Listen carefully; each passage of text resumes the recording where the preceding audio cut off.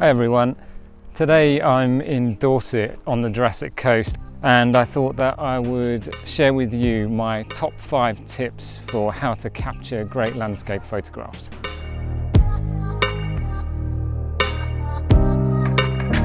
I'm right near Durdledore and it's a beautiful part of the country full of really rugged chalk cliffs and interesting rock features. It's a great place to come and photograph.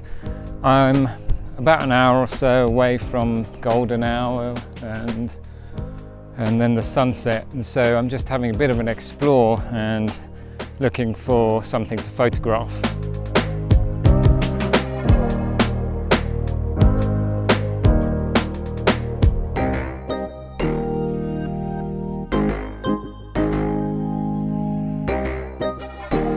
The first tip is use a tripod. Now this is probably a tip you've heard 100 times before, but there's so many reasons why you should do it when it comes to landscape photography. Number one, of course, your images are going to be sharper if you keep your camera deadly still, and the tripod's going to help you do that. But also with a tripod you can do long exposures and get a little bit more creative with the images that you're capturing. But for me, the most important thing about using a tripod is that it slows you down.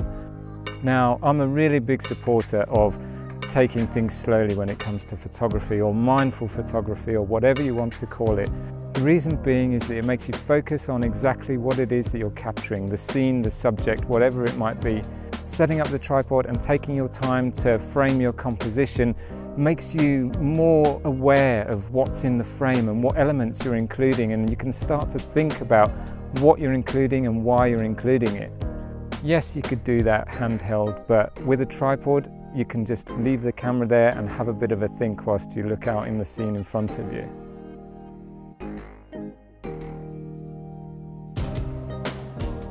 Tip number 2 is go manual. Manual settings all the way. You could argue that ISO and shutter speed and aperture, they all control light. So you could go for one of the semi-automatic options like aperture priority or shutter priority. But once you go manual, again, it lets you slow down and think about what it is that you're capturing and how you're going to capture it. So you might want the image properly and evenly exposed, but by doing this yourself, it frees you up to be a bit more creative and selective with how you take your image. And that's how you can take a better photograph than just what your camera thinks you should. And by that I mean that if you want to throw the depth of field, say, so you can focus on one specific subject or feature, then you can do that by controlling the aperture. And then there's the things you can do with shutter speed. It basically controls time and movement in your image. So going manual allows you to combine the time and the movement in the image along with the depth of field, and then that frees you up to balance the exposure out yourself using ISO.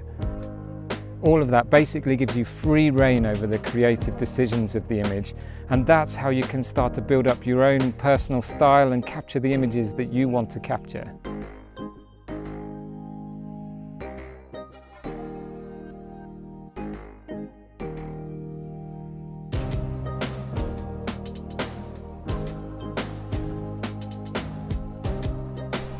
Tip number 3 is get up really early or stay out really late.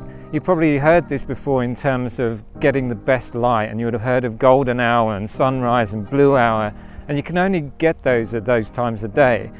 But for me, the important thing about getting up early or being out late is that those are the best times for feeling like you have the world to yourself.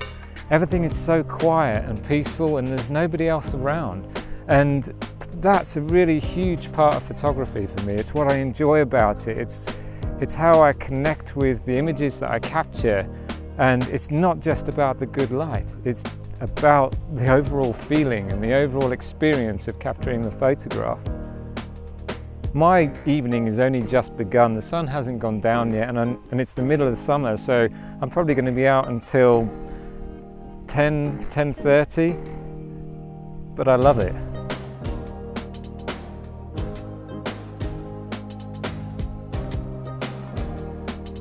Okay, tip number 3 maybe wasn't just about capturing great landscape photographs, but enjoyment of landscape photography is a huge part of it. It's really why we do it, I think. Which leads me on to tip 4, and that is make it a challenge. Whether it's walking up and down rugged coastal paths like this, or climbing a mountain, or trying to photograph a moving subject, just something that is difficult for you to do. Because when you overcome a challenge, the reward just seems so much better. It's very tempting to try and practice photography to the point that it's really easy for us, but that always makes me think of some of the summer jobs that I took when I was a younger man, working in factories. The factories were developed to run so efficiently that the jobs were really repetitive and mundane and ultimately boring. But when you work on something that's a challenge and you reach the goal, then it's ultimately more fun. These paths are insane.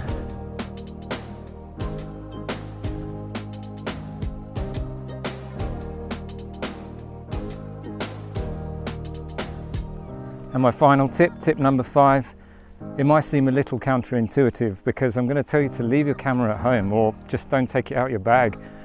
Go out, have a walk, sit down, look at the view, just absorb your surroundings and enjoy what it is you're seeing, because sometimes it's then that you start to notice things that you do want to photograph.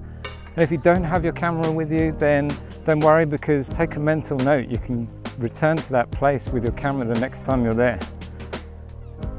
And it doesn't have to be about capturing an image anyway. We go out and take photographs because we enjoy it and we enjoy the scenery. That's what we're doing.